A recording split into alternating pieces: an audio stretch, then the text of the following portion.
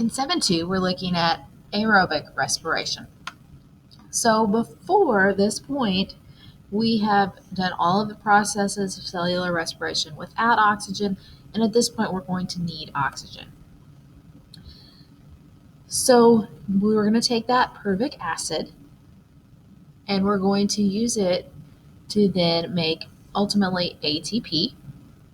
And we will need oxygen for this process. And there are going to be two steps, the Krebs cycle and the electron transport chain. The Krebs cycle is going to take place in either the cytosol or in eukaryotes, it's going to be in the mitochondria. So the pyruvic acid is going to diffuse into the mitochondrial matrix, which you can see here, kind of the warped, kind of funny looking pattern. And that's where it's going to carry out the Krebs cycle. There are enzymes in there to help the Krebs cycle move along. So once it enters the mitochondria, then it's going to react with an enzyme, and that will then form what is called acetyl-CoA that is going to be used to start the Krebs cycle. So pyruvic acid turns into acetyl-CoA. So in the Krebs cycle, we're going to use that to make the carbon dioxide that is produced in cellular respiration. We're going to make some hydrogen atoms and more energy in the form of ATP. So I don't expect you to know this as well as you had to learn the Calvin cycle, but you can see a lot of similarities.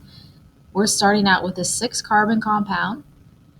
We're going to lose a carbon that's going to go off and make carbon dioxide that will be released. We're going to have a 5-carbon produced from that, and again, lose another carbon to make more carbon dioxide.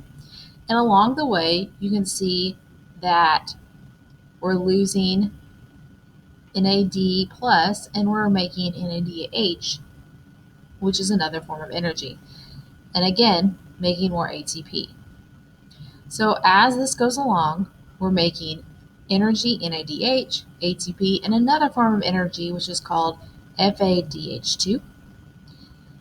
And this is going to cycle around just like the Calvin cycle did and repeat itself.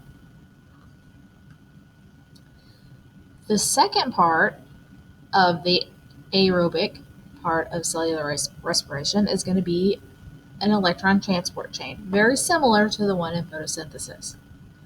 This is going to be in the inner membrane of the mitochondria.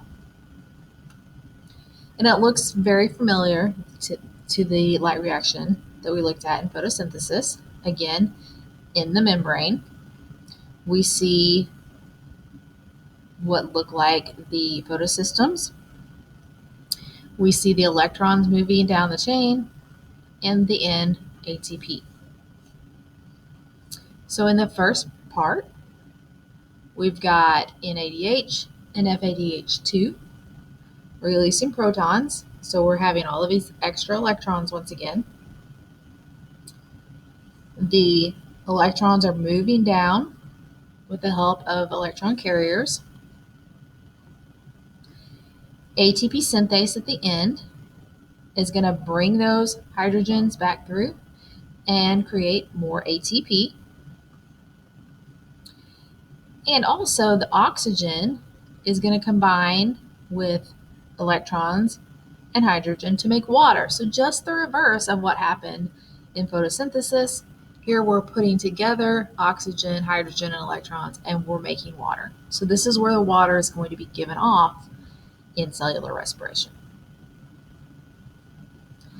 So if we were to summarize these two steps, we have glycolysis, which converts the glucose into pyruvic acid, and we make energy.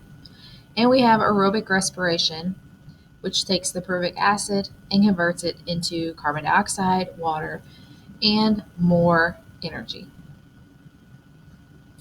So if we look at our reaction here, glucose used in glycolysis, oxygen was just used in the light reaction to make water. Carbon dioxide is given off in the Krebs cycle. The water is given off in the light reaction, and ATP is given off throughout.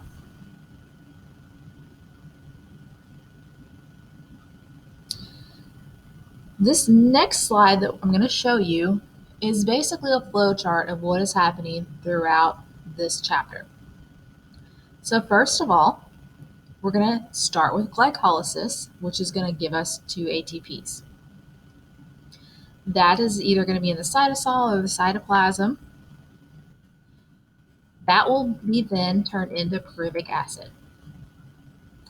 If there is no oxygen present, then the pyruvic acid will turn either into lactic acid fermentation or alcoholic fermentation and give us ethanol and carbon dioxide. The lactic acid fermentation is either going to occur in the muscles or it's going to be in a process like making cheeses.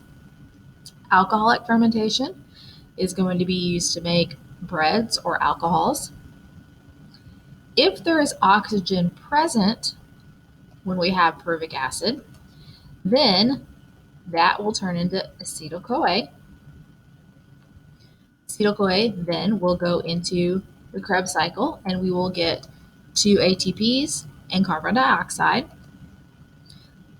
Then the Krebs cycle will produce NADH and FADH2, more energy, which will then help fuel the electron transport chain, which ultimately will make 34 ATPs and water. If this is occurring in prokaryotes, it's going to be in the cytosol, eukaryotes in the mitochondria.